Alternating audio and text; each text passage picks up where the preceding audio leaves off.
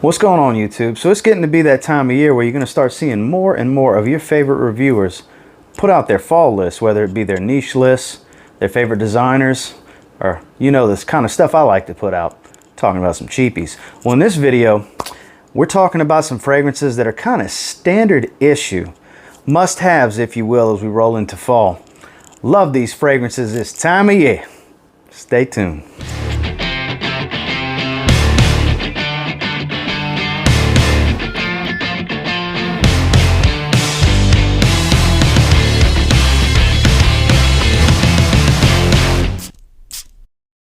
So like I said, all 10 of these are going to be more than likely ones you should already have, really and truly. A lot of these can go year round, but they really tend to shine in the fall.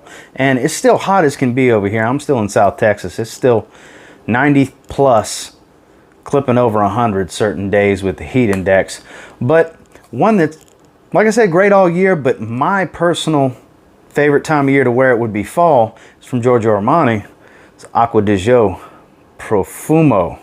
And I just have to do this for one particular person that was having an argument with me in the comments the other day. Magnetic cap.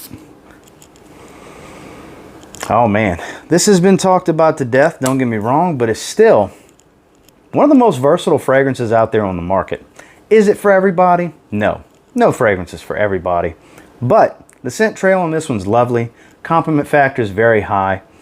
It's got a classic DNA that's really for summer, but with the added incense, the heightened patchouli, and the increased performance, it really, really shines as the temperature starts to drop down a little bit. It's really matured up. It's a bit more versatile. It's just a great fragrance for this time of year. That's Acqua Profumo. Next, you're going to see this make some people's lists, for sure. Maybe even some of the flankers, especially when winter rolls around, but when in doubt, this is tried and true. People love the way this smells. It's just a great fragrance. Spice Bomb. Viktor and Rolf. This is where it all started for the line. Extreme gets a lot of hype and a whole lot of love. It makes a lot of #1s for winter lists and compliments and beast mode lists, and it is all of those things. But this is where it originated. This is the original DNA. It has been reformulated over the years, but I still get great performance, 7 to 8 hours on my skin. It still projects very heavy in that first 2 hours. Don't let the whole reformulation thing steer you away from this. This is still a fantastic fragrance, great for date nights, great for cooler weather, fantastic in the fall, winter, spring. Hell, if you go easy on the trigger, you can really wear it in the summer too. I really don't advise doing that, but for fall time, it's kind of a must-have. It's one that you're going to see a lot of people talk about this upcoming season. And that's Spice Bomb from Viktor and Rolf. Now this is a polarizing scent. Dior Sauvage Eau de Parfum. Some of you just now went, I hate that damn fragrance. And some of you went, whew, I was wondering if he was going to put that on there. It's polarizing. Some love it, some hate it, some are indifferent, some it don't bother. But for the masses, the highest selling fragrance, maybe not necessarily the eau de parfum, probably the eau de toilette, highest selling fragrance for men, in the last several years. A lot of people wear Dior Sauvage. When I was in San Antonio for those few months, I had 6 coworkers wearing it. That's why I did not get a bottle, because I was planning on it. And then when I saw everybody was wearing that, I was, this ain't the place for me to get Dior Sauvage. But now that I'm back in South Houston, the only one where I work currently wearing it, so it was time to start getting some Dior Sauvage in my life. Great performer, heavy sillage, compliment factor, way up there. And the eau de parfum specifically really shines, in my opinion, of course, in the spring and fall. Fall time, this is kind of a must-have. It's going to do it all for you. You can literally wear it for any situation. Just works great. And for the most part, people are going to love the way you smell. Dior Sauvage EDP. Now, when it comes to this specific line, this is probably the most popular, even though some tastes differ. Some prefer the original, some prefer the parfum more. But there's no doubt, standard issue when it comes to this line, the must-have is Dior Homme Intense. This is the one. This is the one that gets the praise. this is the one everybody wants to get a bottle of. And for good reason. It is a fantastic fragrance. It's the Lipsticky Iris. Nice subdued leather, not too heavy, with some real good sweetness. Very formal, very elegant, very beautiful fragrance. Niche level type of stuff. You know, this is what would fall into that luxury designer classification that some speak of. I know I speak of it a lot. I would put the Dior Homme line in that luxury designer category, where these are on the higher end of, you know, designer level pricing, but on the higher level of the quality of ingredients and the quality of the smell that you're going to get. Don't get me wrong, you can dress this one down, you can do whatever you want with it, but it does breed a more formal, elegant type of smell and scent profile. So I would advise dressing it up a little bit more, something with a collar at the very least. Performs very well.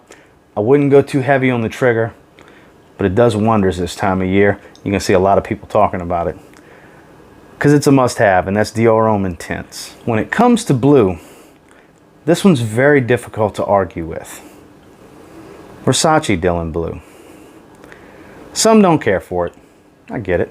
Every fragrance on this list, some don't care for. But for the most part, people love Dylan Blue. It's versatile, it's a solid performer, and it's a compliment machine.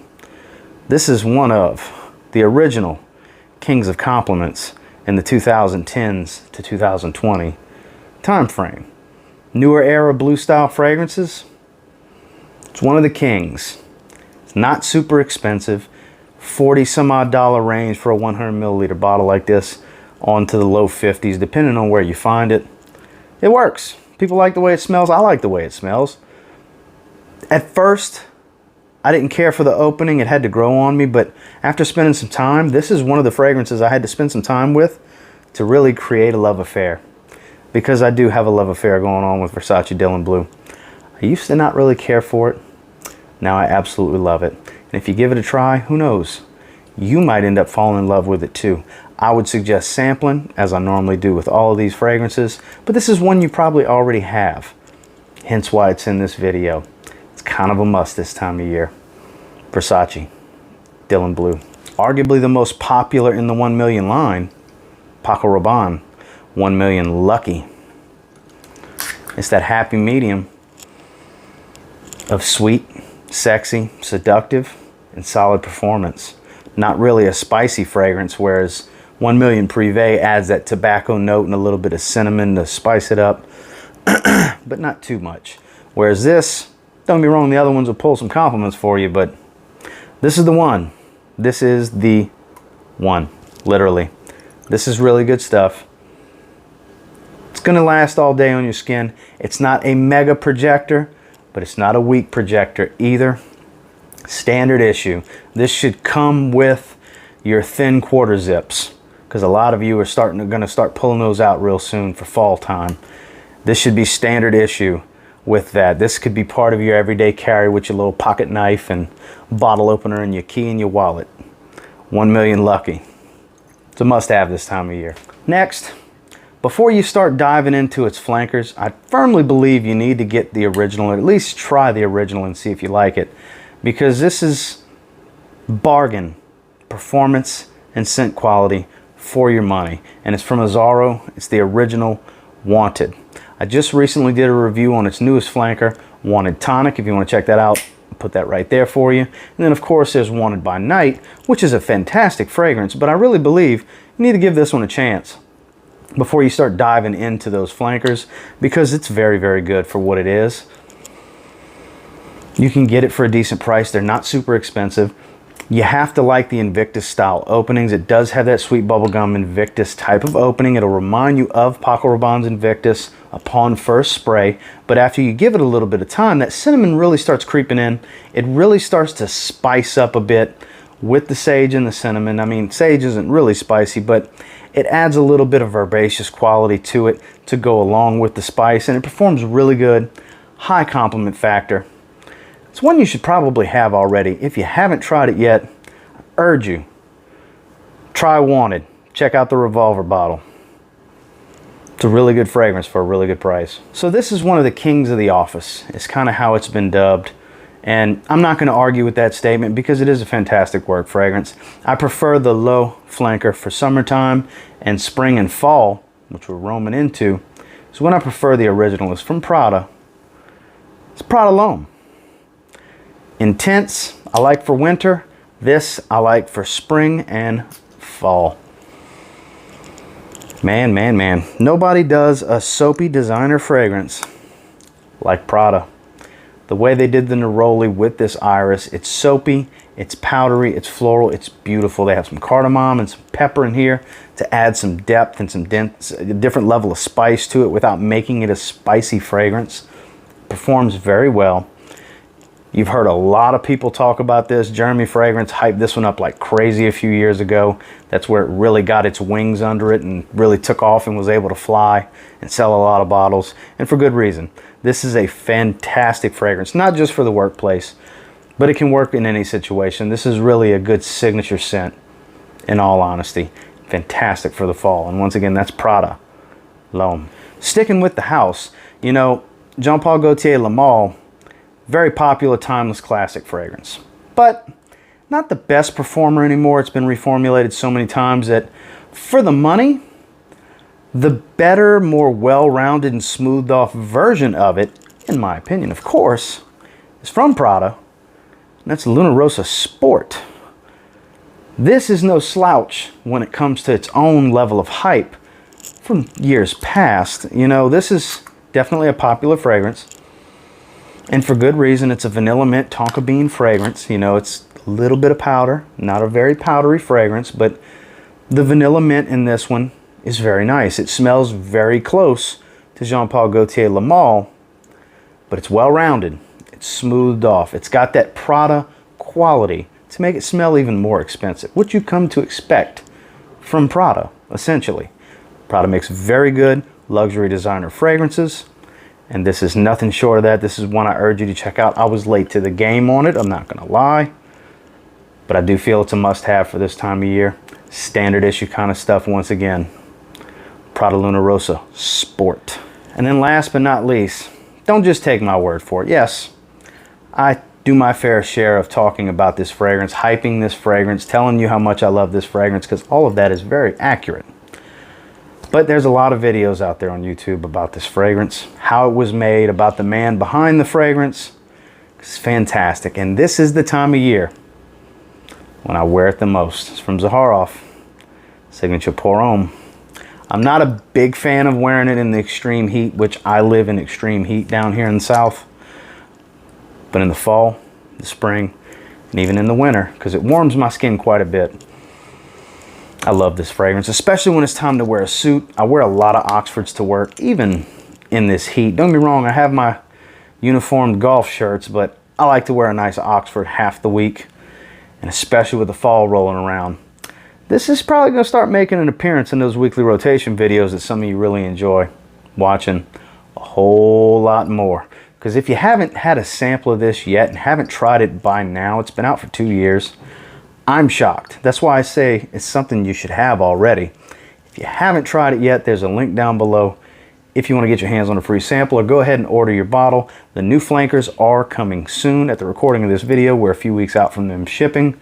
Exciting, exciting stuff, and an exciting time for fragrances overall. And once again, that's Zaharoff Signature Pour Homme. Well, guys, that's the list. And until next time, do me a real quick favor and go ahead and like, comment, subscribe. I do appreciate all the feedback. I love hearing from you guys. How many of you have all 10? You're right there with me. It's standard issue. You should have these by now. These are must-have fragrances, especially as fall rolls around. A lot of people are going to want to mix it up in their list, and some like this fragrance more, and I plan on wearing this fragrance this fall, which I'm going to be the same. My official fall lists are coming soon, because it's not really fall here just yet. I know with a lot of places, it's starting to, the temperatures are starting to drop, and we're starting to slowly roll into fall.